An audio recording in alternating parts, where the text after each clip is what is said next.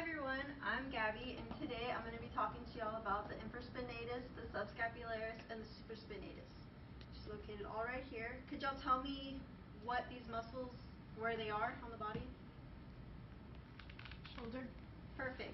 Shoulder. Yes, they are on your scapula. They are located on your scapula bone. And we'll get more into detail about that. Alright, so the topics that we'll talk about today consist of the proximal ending of your muscle, which is the origin, and then the distal ending, which is the insertion, and the actions and separate functions that each of these muscles do, and how to strengthen each one of these muscles. Alright, so the infraspinatus, which is located right here, and the supraspinatus and the subscapularis are 3 out of the 4 rotator cuff muscles. Can anyone tell me the 4th one? Yes. Teres minor.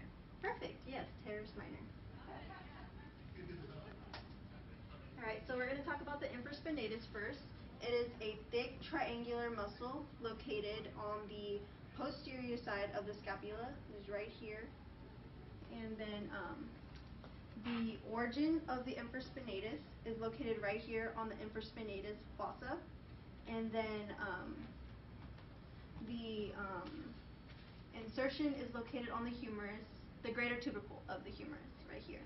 So what I'm going to do is I'm going to get this TheraBand and I'm going to put it on the infraspinatus fossa, and I'm going to put the other end on the greater tubercle of the humerus. And what I'm going to do is pull the insertion towards the origin, and it's going to do that, which is going to do the action of an external rotation, like that, or lateral rotation.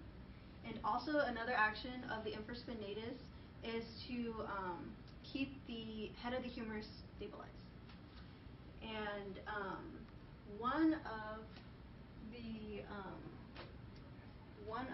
the functions of the infraspinatus is to pull like a pull cord lawnmower like that. You'll be using your external rotation, and also scratching your upper back like that. Can anyone else name another one? What about brushing your hair?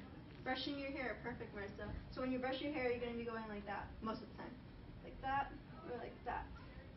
So now I'm going to need a volunteer real quick. Claudia, I'm going to use your chair, and I'll be using you. So let's pretend that Claudia is going to drive. Claudia sits down, and for safety reasons, what are you going to do next? I'm going to put on my seatbelt. Put on your seatbelt, please. How do you put it on? Alright, so what Claudia just demonstrated was the extension and a deduction of how to put on a seatbelt. But for me, I use my left hand, which is closer to the seatbelt. So use this one and try to do it. Yes, and then pull it back. That is external rotation, and that is using your infraspinatus. Perfect. And the nerves are the subscapular C4, 5, and 6. And because it is external rotation, the plane of motion will be transverse. Alright, so the subscapularis is next. And this muscle is actually the largest muscle of the rotator cuff muscles. And it is located right here on the anterior side of the scapula. And right here. So the origin of it is going to be the subscapular fossa, located right here, and then the insertion is going to be the lesser tubercle of the humerus. So now I'm going to put the TheraBand right there on the subscapular fossa, and then the lesser tubercle right there. And now I'm going to pull it, kind of. Okay, let's pretend I'm pulling it, and when I pull it, it is an internal rotation or a medial rotation. And just like the infraspinatus, it also stabilizes the head of the humerus. And one of the functions would be like throwing a ball. So Montana, catch the ball. That is using my internal rotation, and that is her using her internal rotation, using your subscapularis. Another one would be clutching your books to your chest, like that, and scratching your lower back, like that. And can anyone name any other ones? Yes, Claudia. Swimming. Swimming, perfect. Like the breaststroke, you're going to go like that, using your internal rotation. Any other ones? What about grabbing your wallet from your pocket? Yes, grabbing your wallet, you're going to be going like that. Perfect examples. And also, because it is also internal rotation, just like the infraspinatus, it's going to be the plane of motion will be transverse. Alright, so the last one I'm going to talk about today is the supraspinatus, which is actually the smallest muscle of the 4 rotator cuff muscles. It is located above the spine of the scapula, also on the posterior side of the scapula as well. And the insertion is the supraspinatus fossa, which is located in here.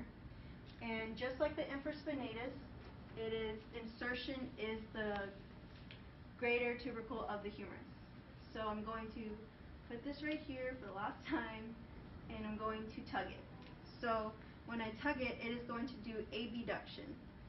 Abduction is in the frontal plane or coronal plane, like that. And also, like both of the other rotator cuff muscles I've talked about, it also stabilizes the head of the humerus. And some functions of it would be doing your hair in the morning, like a ponytail or a bun, abduction like that, and also putting on your necklace like that. Can anyone else name an example? Putting your arm around somebody? Yes, putting your arm around somebody is using the abduction of the supraspinatus. Conducting an orchestra. And conducting an orchestra, perfect, yes, just like that, abduction. Alright, and the nerves are the subscapular, C4, 5, and 6. Alright, so now I'm going to need a demonstrator to show how I can strengthen these muscles. Alright, Claudia, perfect. Alright, so we're going to do, is this the right one? No. We're going to use this TheraBand. And for the first one, we're going to do external rotation. So what we're going to do is you're going to grab a hold of this, and then hold on to that. And then Claudia is going to move her arm laterally from her body, and then medially all the way to her body. Perfect. Now for the subscapularis, good job. Instead of her holding it there, now I'm going to hold it right here. And she's going to do the exact same thing. She's contracting it, and now bringing it back. Contracting it, bringing it back. And if I want to tighten it, the resistance, I get a little closer. She gets farther away, and I can get up on the TheraBand. And for the abduction of the supraspinatus, she's going to stand on the TheraBand, and then hold this out, and then do an abduction of her arm. Perfect. Thumbs up. Thank you for demonstrating for me. And then my references are the trail guide that we have in our class. And my other one isn't put on there, but I use a YouTube video to see strengthening exercises of the subscapularis. It'll be on there in a little bit. Thank you. Thought you've seen the last of me, but I'm back. And I'm smarter than ever, because now I know that instead of the infraspinatus fossa, it's the infraspinous fossa. And the nerve innervation is the subscapular, C4, 5, and 6. And then for the subscapularis, the nerve innervation is the upper and lower subscapular, C5, 6, and 7. And last but not least, the little thing y'all didn't catch was I also said infraspinatus fossa, but when really it's the supraspinous fossa. And the supraspinatus nerve intervention is the subscapular, C4, 5, and 6. Thank y'all for watching, and next time catch it.